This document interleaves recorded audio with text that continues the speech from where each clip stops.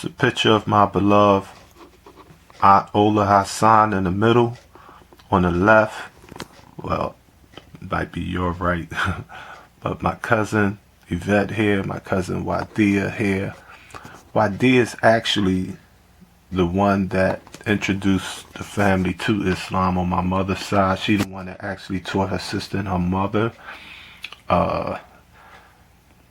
Basically, when I was a baby, when I was a child growing up, I used to see them coming out the house on the 1500 block of Hazard Street, and we lived down the street. My grandmother lived down in the middle of the block, and I used to be on my little big wheel or whatever, and I used to see them coming out the house going to temple service with these white robes, and it just, their faces was just glowing, and it just reminded me of the angels that my side of the family was talking about. My grandmother and them was Baptist, so they was in a Christian church, but they never went to church. I never seen my grandmother go to church, but she had the picture of the white Jesus in her house. I never seen her actually studying. I never even seen her with an actual Bible, but she always donated money to the church, and she absolutely believed in Jesus. And every Thanksgiving when we come over our house for dinner, we had to make prayer, whether it was eating turkey, roast beef, or pork ham with pineapples and cherries, and that was the dichotomy that I grew up under. Let me see, this one here is, these are my cousins. I mean, these are my first cousins. I mean, Dyer, Jasmine, and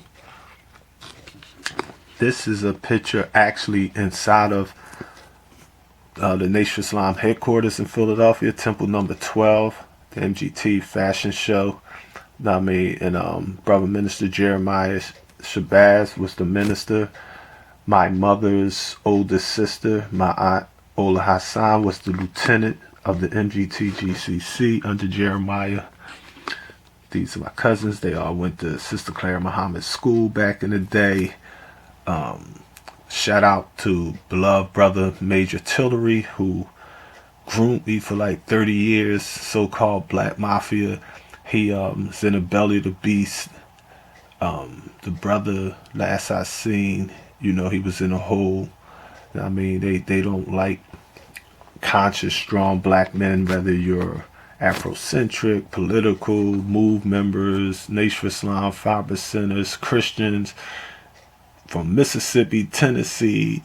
If you're a strong white man, they don't like you. Anybody that's an organizer that talks about any form of unity and stratagems for liberation and peace, truth, freedom, justice, equality, suffer all kinds of persecutions. This is my cousin who I did with her fly glasses. You see the Nation of Islam flag in the middle. This old cracked up picture, but it's cracked. You can see they had that North Philly swagger still with them. Again, that's my little cousins. I mean, they were so cute back in the day. So I just wanted to share that with y'all, just so that y'all could get some insights as to how Allah is always guiding things, even before we're born, as the Bible says. God knew us in our mother's womb. I mean, and we grow up, we stray away from the straight path to Sirat al-Mustaqim. We try all kinds of things, but at the end of the day, our niyat, or our intentions, were good.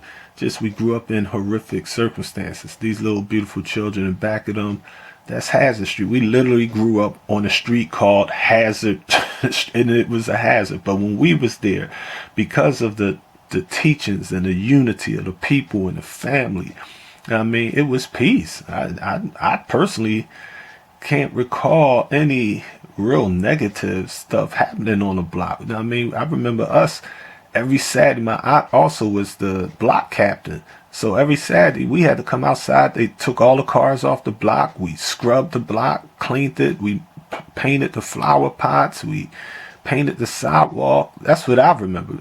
People barbecuing, cookouts, and music playing, and my dad washing his Cadillac, and he let me sit on his lap. We taking and joyriding, playing around, and I got all the toys I want. I'm the only boy with 3 sisters, so my grandmother used to spoil me. Anything I want, she used to buy me. So, what I mean? It was like that, and it was just peace. And for those 10 years, it was heaven on earth to me. But unbeknownst to me, I didn't understand it. Something happened in 1975.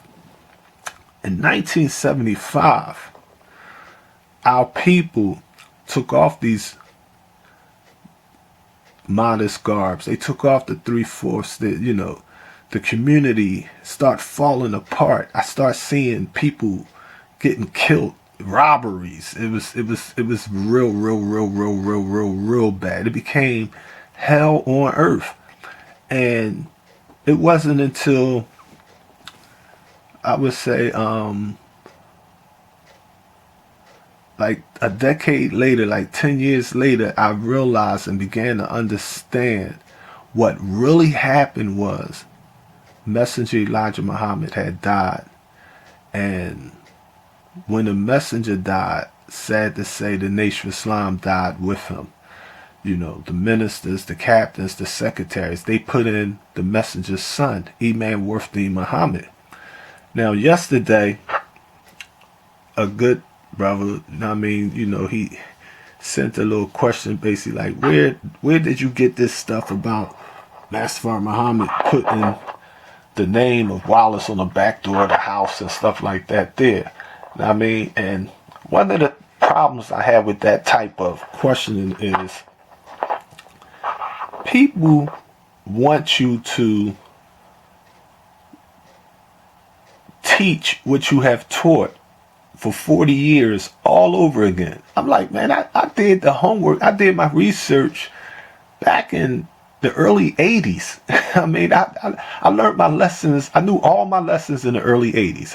I was eating 1 meal a day to 1 meal every 3 days. I was doing my push-ups, jump. I was obedient to my commanding officers. I was a loyal, dedicated, so I was FOI. Just like live, build, kill, and die for Muhammad. And every physical and symbolic sense of the word. That's how we was moving. And pardon me.